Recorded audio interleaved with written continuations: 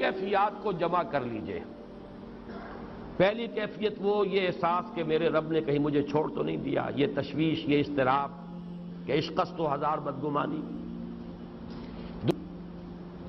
دوسرا احساس یہ کامیاب ہو سکوں گا، اتنا بڑا بھاری بوجھ اٹھا سکوں گا، کیا یہ اس مشن، اس کی ذمہ داری میں ادا کر سکوں گا، یہ دوسری تشویش ہے۔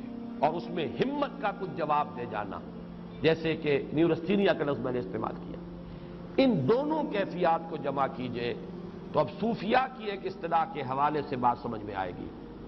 قبض کی کیفیت،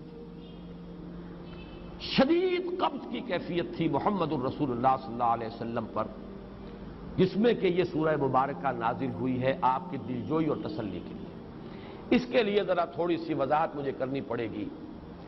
دیکھیے، انسانوں کی اکثریت تو ان پر مشتمل ہے جو بے حس ہوتے ہیں اور غبی ہوتے ہیں، جو ہو جائے ڈھیٹ انسان، کسی چیز کی کوئی خاص، بس اپنی فکر ہے، اپنے بطن اور فرج کے تقاضے ہیں، مال جمع کرنا ہے، اس سے آگے کوئی اور فکر نہیں، کوئی سوچ نہیں، کوئی احساسات نہیں۔ کسی کے دل پر کیا بیت رہی ہے ہمیں کیا، وہ جانے۔ کوئی بھوکا ہے ہمیں کیا۔ ایک وہ کیفیت ہے کہ قافلے کو دیکھ کر آئے قبیلے کو، اور حضور صلی اللہ علیہ وسلم کی کیفیت وہ ہو گئی جس میں کہ حضرت خدیجہ رضی اللہ تعالی عنہا نے وہ قدم اٹھایا۔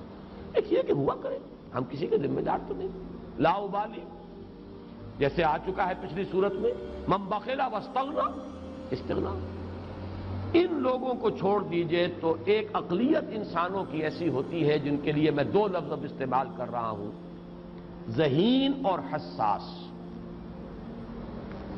ذہین اور حساس لوگوں میں قبض اور بسط کی کیفیت، یہ مختلف سائیکلز ہیں جو آتی رہتی ہیں۔ کبھی طبیعت میں پشمردگی ہے، دل بجھا ہوا سا ہے، کچھ نا امیدی سی ہے، خود اپنے اوپر اعتماد کی کمی محسوس ہو رہی ہے، مجھ میں صلاحیت نہیں ہے، میں کچھ نہیں کر سکتا، اب تک جو کچھ کیا بھی ہے، امنگ بھی ہے، امید بھی ہے، روشن پہلو نظر آ رہے ہیں۔ قبض کی کیفیت میں تاریک پہلو نظر آتے ہیں، مایوسی کے پہلو نظر آتے ہیں، پیسیمزم کی کیفیت۔ اور یہ جو بسط کی کیفیت ہے، اس میں روشن پہلو، دیکھو یہ بھی تو ہے نا، آخر یہ بھی تو ہوا ہے، اور بھی ہو سکتا ہے، آخر اب تک میں نے یہ کام بھی تو کر لیا، آگے بھی مشکل آسان ہو سکتی ہے۔ یہ دو کیفیات ہیں قبض اور بسط کی، جن کو کہ صوفیاء کرام نے یہ اصطلاحات، یہ عنوان دیے، قبض اور بسط۔ جتنی انسان کے اندر حساسیت کی کیفیت زیادہ ہوگی، ذہانت زیادہ ہوگی، اتنا ہی یہ جو ویوز ہیں اس کی ایمپلیٹیوڈ زیادہ ہوتی ہے۔ کم ذہین انسان ہے، کم حساس ہے، آئیں گے تو صحیح ہے، لیکن یہ کہ وہ ویو جو ہے اس کا ایمپلیٹیوڈ جو ہے اس کے اندر اوپر اور نیچے کی کیفیت زیادہ نہیں ہوگی۔ لیکن جتنا یہ معاملہ بڑھتا ہے، یہ جو ویو ہے اس کی ایمپلیٹیوڈ بڑھتا چلا جاتا ہے۔ لیکن نارمل انسان کا معاملہ یہ ہے کہ یہ حدود کے اندر رہے، اسی کی ایک کیفیت جو ہے ایب نارمل جب ہو جاتا ہے، یہی ہے جو جدید ہماری جو سائیکولوجیکل میڈیسن ہے اس میں اسے مینیکس ڈپریسو سائیکوسس کہا جاتا ہے۔ مایوسی ہوئی تو اتنی ہوئی کہ جیسے کمر ٹوٹ کر رہ گئی، اور اسی ڈپریشن میں ہوتی ہیں خودکشیاں، خودکشی کر جاتا ہے، ڈپریشن۔ کچھ روشن پہلو نظر ہی نہیں آ رہا، کوئی امید کا پہلو نظر ہی نہیں آ رہا، کوئی صورت نظر نہیں آتی، کوئی امید بر نہیں آتی، کس طرف جاؤں، کدھر دیکھوں، کسے آواز دوں، اے ہجوم نامرادی دل بہت گھبرائے ہیں۔ اور جب آدمی محسوس کرتا I can't face these realities، he commits suicide۔ یہ اور جب کیفیت ہوتی ہے انشراح کی تو آدمی خوب بھاگ رہا ہے، دوڑ رہا ہے، امنگ ہے، محنت ہے، دوڑ رہا ہے، امیدیں ہیں، اب ہر چیز کا روشن پہلو نظر آ رہا ہے۔ عجیب ہے یہ۔ اصل میں مجھے کچھ تجربہ بھی ہوا ہے، ہمارے خاندان میں بھی یہ مرض موجود رہا۔ میرے والد مرحوم کافی طویل عرصے اس مینیک ڈپریسو سائیکوسس کے مریض رہے۔ کچھ ہوتا ہے یہ معاملہ، ویسے بھی شاید ہمارا خاندان جو ہے اس کیٹیگری میں آتا ہے جس میں ذہانت نسبتاً کچھ زیادہ ہے، حساسیت بھی نسبتاً کچھ زیادہ ہے۔ یہ دوسری بات ہے کہ کوئی شخص جو ہے یہ فلسفے کے طور پر اختیار کر لے کہ اپنے آپ کو ڈھیٹ بنا لینا ہے، یہ فلسفہ بھی بن سکتا ہے، لیکن یہ ہے کہ اگر آدمی چھوڑ دے اپنی طبیعت کو تو یہ دونوں کیفیات آتی ہیں۔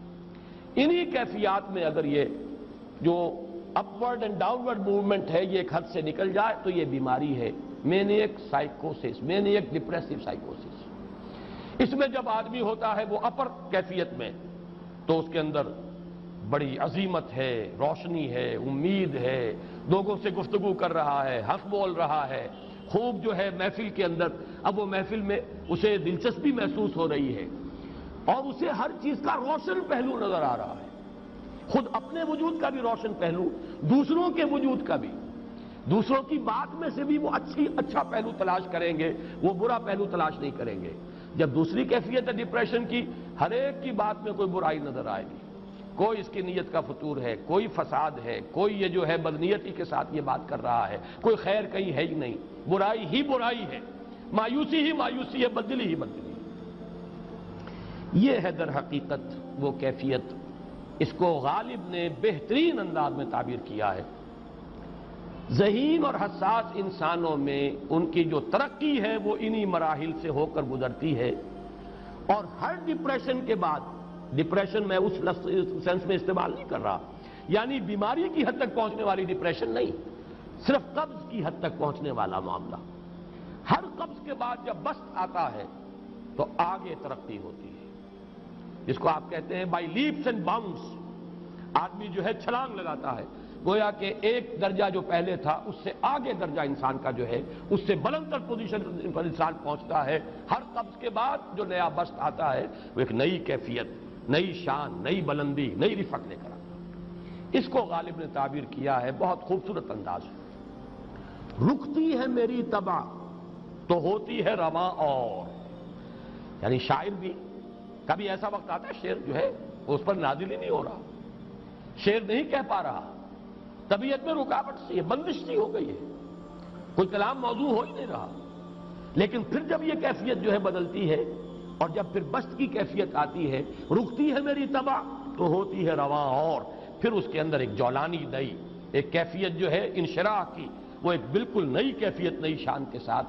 یہ ہے وہ معاملہ جو ان آیات مبارکہ کے پس منظر میں ہے۔ اسی لیے اب میں آپ کو اس کا حوالہ دے رہا ہوں، تفسیر مظہری میں قاضی ثناء اللہ پانی پتی رحمت اللہ علیہ نے بہت عمدہ بات فرمائی ہے کہ حالت قبض اگر کسی شخص پر طاری ہو تو اس حال میں اکسیر کا درجہ رکھتی ہے یہ سورہ مبارکہ، اس لیے کہ یہ نازل ہوئی ہے محمد الرسول اللہ صلی اللہ علیہ وسلم پر اسی حالت قبض میں۔